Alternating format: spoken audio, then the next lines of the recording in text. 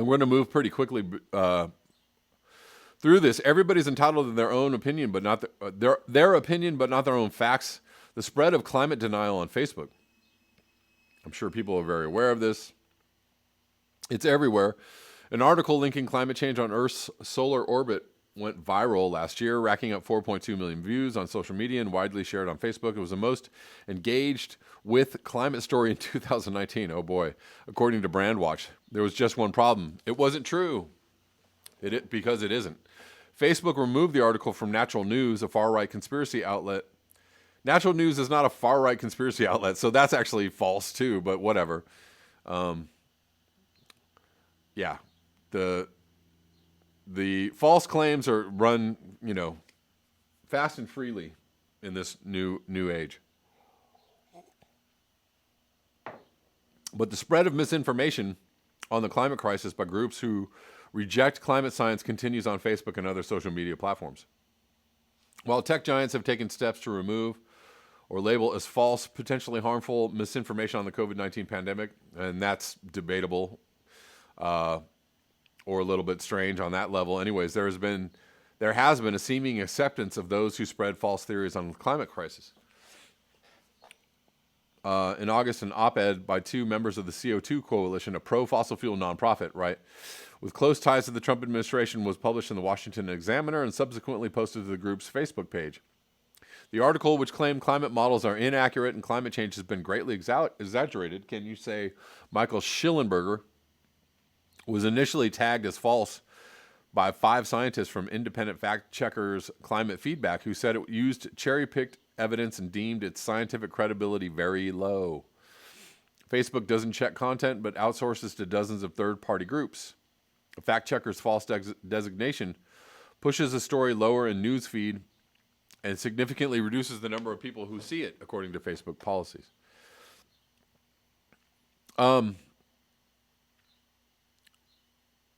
So I actually have a problem with censorship. I don't think that these things should be censored, but I think that the pushback by people who understand about climate change or understand how it works should be much more virulent, much more aggressive. And these stories are allowed to circulate because it makes people feel much better if they're not responsible for climate change, or if they don't have to do anything about climate change, or if climate change is due to just, something else beyond our control. We're just, hopeless humans adrift in a boat in space. And, we're just doing the best that we can. And we're just, we're just really well-meaning human beings, right? And it's not our fault. The climate just changes. That's actually something that people just find easier to digest. And the problem is that the mainstream media doesn't allow pushback against this because they're not willing to really go hard on climate change. They're not willing to tell people the truth about climate change.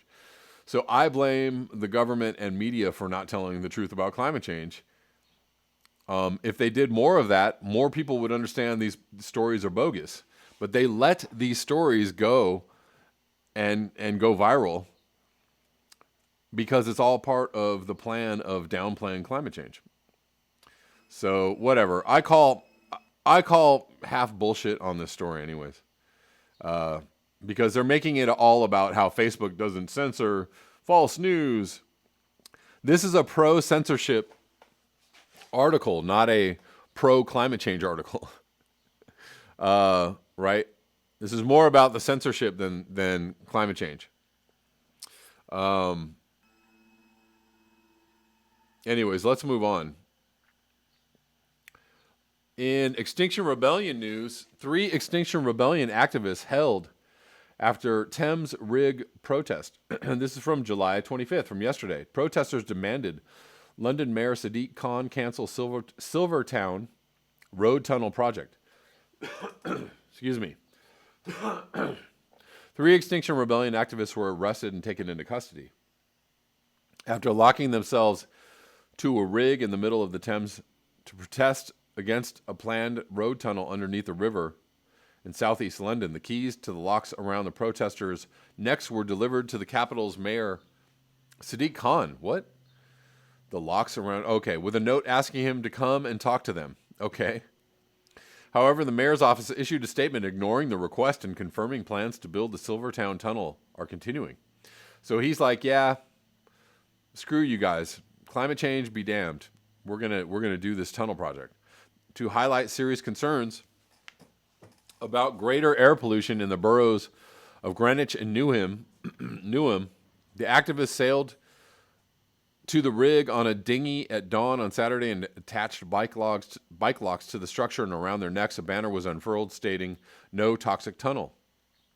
Metropolitan police officers arrived about 5 minutes after they boarded the rig. Speaking from shoreside, an Extinction Rebellion spokesperson said, "We are immensely proud of our brave activists who are standing up for the respiratory health of local residents and the well-being of future generations." They added, "The man with the power to stop this is Sadiq Khan. He has refused to listen to any of our legal means of appeal. The keys to the locks around the necks of our activists have been delivered to the City Hall this morning with a note asking Sadiq to come and talk to us." Again, this is real. I mean, the expansion of transportation facilities or infrastructure should be halted immediately, because transportation on a major level should be halted immediately if we're serious about climate change. If you're, Sadiq Khan, very liberal mayor of London, is like, screw climate change. We need more cars and we need more business. We need progress. So that tells you how far away from the truth or reality liberals are, and how liberal politicians don't care about you. They don't care about the planet. They don't care about you. They're not liberal. They're not progressive. They're not in truth liberal. They're actually just friends of the corporate state at a spinal level. And just an interesting thing I want to comment on about the level of knowledge around climate change. I was scrolling on my Instagram this morning, and somebody had made a meme out of the picture of the Extinction Rebellion activists who climbed on top of a British Airways airplane trying to protest the Heathrow, the third runway being built in Heathrow. And of course, he's protesting what air travel does to the environment. And so anyways, this meme that somebody posted was like a funny. So it was like how, it was like my friend asked, how badly do you miss going on vacation? And he said, me, and posted the picture of somebody straddling an airplane, right? That's how bad he missed going on vacation. Ha, ha, ha. Everybody was like, ha, ha, ha, right? So nobody really understands that climate change is a thing and that we should all really just continue to stop flying in order to combat the total destruction of the planet. No, instead everybody's like, I can't wait to go on vacation again and get back on these airplanes and just go fly all around the world and just destroy the entire planet just because I can and I deserve to and I'm entitled to. That's just entitled, dumbass human. So anyways, whatever, I ruined the joke for him and I said, I put in the comments, this man is protesting the damage that air travel does to the environment. Your vacation is killing the planet. So the fact that we can't go on a vacation is a really great thing for the planet. Win-win, right? So anyways, I'm sure everybody was really annoyed at me like busting the bubble on their joke. I don't care, because it was a teachable moment. That's how I saw it, right? It was a good time to teach people about climate change and about the damage that their me going on vacation does to the planet. And if you feel guilty about going on vacation now, you should. You absolutely should. Everybody should be extremely guilty about flying. You should feel terrible, terrible guilt. Like the same kind of guilt that you feel when you run over a wild animal on the road, on a roadway. And maybe some people don't feel guilt at all, but like, let's say you're driving down the highway and you run over a raccoon and you kill the raccoon, or a dog. Probably people feel more guilt over running over a family dog than they do a raccoon or whatever. You hit the dog and you're like, oh my God, right? And you spend the next couple hours just feeling this terrible sense of guilt. Well, you should feel that way every time you think about going on an airplane. You should feel a terrible, terrible sense of guilt. You should feel trepidation at buying an airplane ticket. You should, like, do I really want to do this? Do I really need to do this? What is the impact of my buying this airline ticket on the planet? What is my impact? You should feel terrible, horrible guilt. Anyways. LC, you're like the sober dude at the party. Indeed. And the funny thing is I am sober. I am sober as a judge. Haven't had a drink in 18 years, going on 19 years. Yes, I'm the sober dude at the party. However, drinking alcohol and partying doesn't actually kill the planet. So, it just kills your brain cells. I have no problem with that. People can go drink, smoke weed, do all you want, do whatever you want. I have no problem with it. Party on, Garth, whatever you got to do. It's the partying on airplanes that's the problem. Yes, I'm a killjoy. Nobody likes a killjoy. Gene, feel guilt when you eat meat every day. Why don't you? Yes. I don't eat meat. I'm a vegetarian. So there's that. Keith Hayes, how about change your values and don't fly? Yes. Andy the gardener, the difference between a dog and a wild animal is a wild animal is legitimate. Well, I don't know about, the word legitimate. I'm just saying, you should feel more guilt over a wild animal than you do, I guess, a dog. But people would probably feel more. Okay, let me strike that and reverse that. You should feel equal amounts of guilt over killing any animal. However, people would probably feel more guilt over killing a dog, like a family pet, than they would a wild animal. They probably would. Anyways. Yeah, no. LC, I know you're just kidding. Excuse me.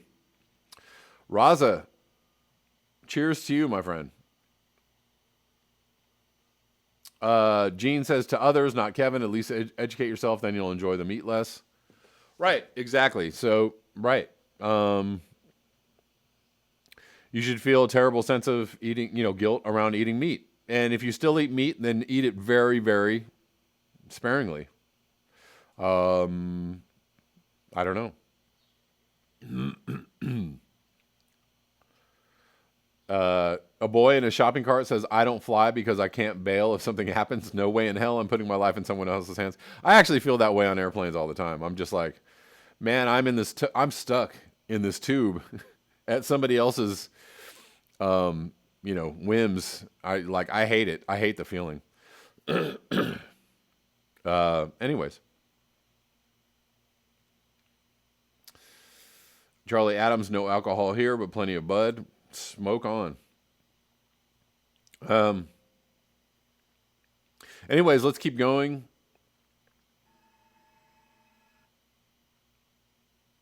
Let's keep going.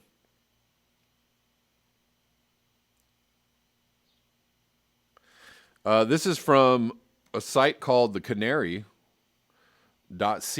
UN Weather Agency warns of global repercussions amid Arctic heat wave. Global repercussions amid Arctic heat wave. This is from yesterday, July 25th. The UN Weather Agency warned that average temperatures, excuse me, in Siberia were 10 C, 18 Fahrenheit above average last month. That is insane. It's a spate of exceptional heat that has fanned devastating fires in the Arctic Circle and contributed to a rapid depletion in ice sea or sea ice off Russia's Arctic coast. World Meteorological Organization Secretary General Petteri Talas said in a statement, the Arctic is heating more than twice as fast as the global average, impacting local populations and ecosystems and with global repercussions. And by more than twice as fast, he means 4 or 5 times as fast. So way faster. He noted that Earth's poles influence weather conditions far away, where hundreds of millions of people live. Record high temperatures and human-caused climate change. The WMO previously cited a reading of 38 C or 100.4 Fahrenheit in a Russian town of Verkhoyansk on June 20th. The agency has been seeking to verify this as a possible record high temperature in the Arctic Circle. It comes as fires have swept through the region, with satellite imagery showing the breadth of the area's surface. The agency says the extended heat is linked to a large blocking pressure system and northward swing of the jet stream that has injected warm air into the region. But WMO also pointed to a recent study by top climate scientists who found that such a rise in heat would have been nearly impossible without human-caused climate change. Not nearly, just impossible. WMO says information collected by the U.S. National Snow and Ice Data Center and the U.S. National Ice Center showed that the Siberian heat wave had accelerated the ice retreat along the Arctic Russian coast, in particular since late June, leading to very low sea ice extent off Russia's Arctic coast. And there you go, short but to the point. Just a summary of the fact that, the planet is on fire. Maybe not in your backyard, but certainly in Russia, it's on fire. Certainly in British Columbia, 86 degrees in British Columbia today. That is not necessarily a normal temperature for that high of a latitude. Let's move on.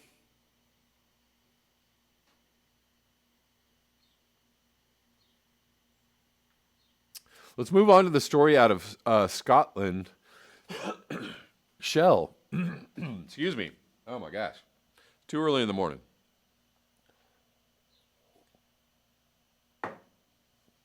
Shell, the fossil fuel company, offsetting carbon in Scottish forest is greenwashing, government official warned. Forestry and Land Scotland accepted £5 million to partner with Shell to offset emissions despite warning from senior employees of greenwashing. This is from 2 days ago. Oh, darn it, I can't read this whole thing. Anyways, Shell's plan to use Scottish... maybe I can read it in another browser. Hold on. Let's see. Hate when that happens. Yes, I can. Shell's plan to use Scottish forests for carbon offsetting is greenwashing. Government officials warned before accepting £5 million for the scheme to go ahead. The team at Forestry and Land Scotland said the money was small beer for the oil giant and said that they were at risk being worked over by Shell's formidable PR machinery. In emails released under Freedom of Information laws, Jo Ellis, head of planning and environment at the agency, said that she did not want us to come across as falling for the greenwashing. And planting will not be sufficient to offset carbon emissions for the long term, but the partnership to establish 1 million trees went ahead anyway and was announced in October last year as part of a plan by Shell to offset emissions from customers at their petrol stations across the UK. All right. Again, carbon offsets, carbon credits is absolutely greenwashing of the highest order. It does not do anything for the environment, because it allows for environmental damage and carbon emissions to continue. The whole point is to lower carbon emissions. Stop the fossil fuels from being sold or used, period. Osama, greetings.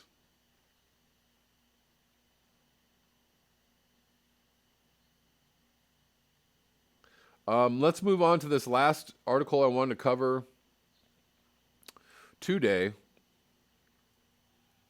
This is from news18.com from July 22nd. Polar bears, koalas, blue whales, the animals which are heading towards extinction thanks to humans. Increasing pollution levels, loss of natural habitats, and accumulating new age waste. Never heard that phrase before, but that's pretty good. New age waste. The list of human exploits is endless, but in the last decade or so, several animals have seen a downfall in their numbers. And this is very, very true. The growth of human beings in several fields has come at a grave cost.